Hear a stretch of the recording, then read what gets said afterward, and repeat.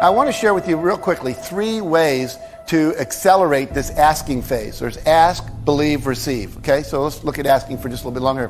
In asking, 3 things that are really useful I found. Number 1, called the irritation list.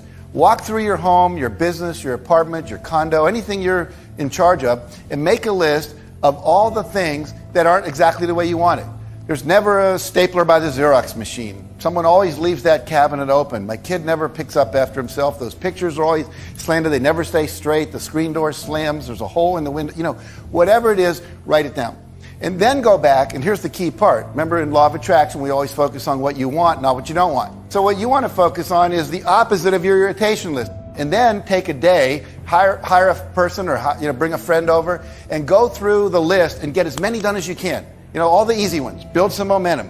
Clean the garage, develop a new filing system. That might be something you set off to another weekend.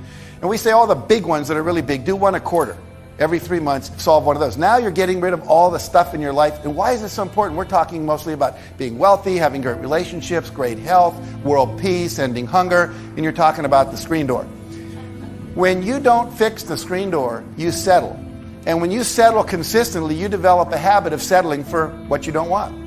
And most people go through life in resignation. They have resigned themselves to not having it the way they want it. The second thing is what we call the 101 goals list. Make a list of 101 things you want to achieve before you die.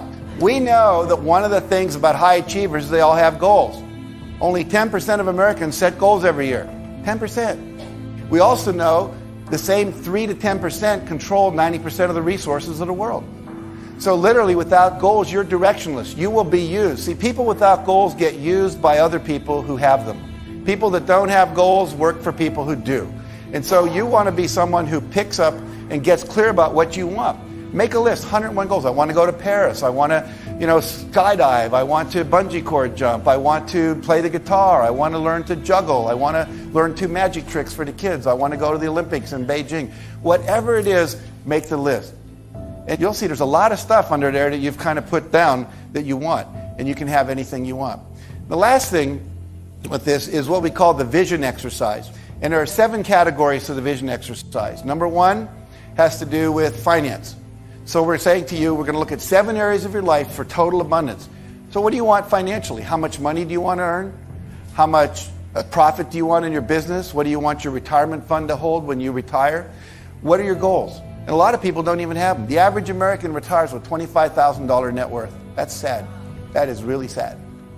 Number 2, career and job. What do you want in your career and job? Maybe you want to be the regional sales manager. Maybe you want to open up the office in Hong Kong. Maybe you want to get an award for being the best speaker in your speaking business. Whatever it might be, what are your career and job goals? Okay? The third area has to do with relationships. Most people have goals for job and for money, but do you have relationship goals? How many new friends do you want to make this year? Do you want to heal your relationship with your daughter? Do you want to have a better sex life and more intimacy with your spouse? Do you want to connect with your parents who maybe you've been estranged to, or your sister? What are your relationship goals each year? What are your health and fitness goals? Most of you don't know your cholesterol level, don't have a cholesterol level goal. You probably know what your weight is, that we're obsessed with that. But what weight would you like to have? Goals. Every year, set how many vacation days you want to take. If you want to double your time off, make that a goal. You need time to recreate yourself. That's what recreation means. Personal. Personal is personal growth and emotional growth, spiritual growth, things like that. And what are your goals there? And then lastly, contribution. What contribution do you want to make to the world? What legacy do you want to live? Volunteer time, philanthropy, making a difference, ending hunger, whatever it might be. And that's an important one that most people don't think that much about. But I'll tell you, I've spent a lot of time with billionaires who have everything you think you'd ever want, and they're still unhappy. One of the people I met with was worth about $500 million. And he said his life went through 4 stages. The first stage, he said, was called stuff. He figured if he had lots of stuff, he'd be happy.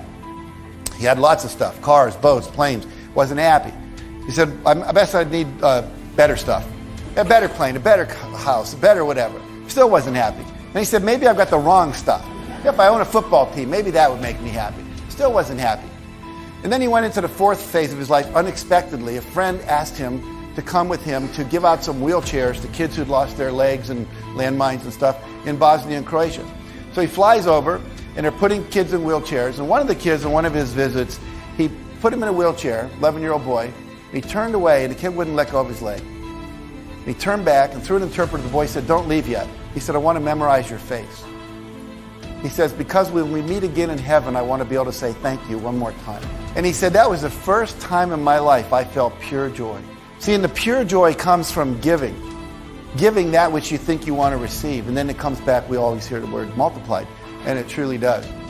The next step is to be clear about how much you want and by when you want it. What are the specific goals? You can have a dream like, I'd like to have more time with my wife. Well, we'll take 3 long weekend vacations by October 31st. So always take it and make it as specific as you can. You might have a weight goal. I want to lose weight. Well, that could be I'll weigh 135 pounds by June 30th, or I'll run a marathon by this date. So get as specific as you can. If you're clear about what it is you want, the how will show up. This is one of the important parts of law of attraction. You don't have to know the how. You just have to be clear about what it is you want. If you're clear about what you want, your subconscious, internally, and externally, what we call source, the universe, the quantum field, infinite intelligence, God, will also figure out. So you've got 2 parts working together to create the pathway.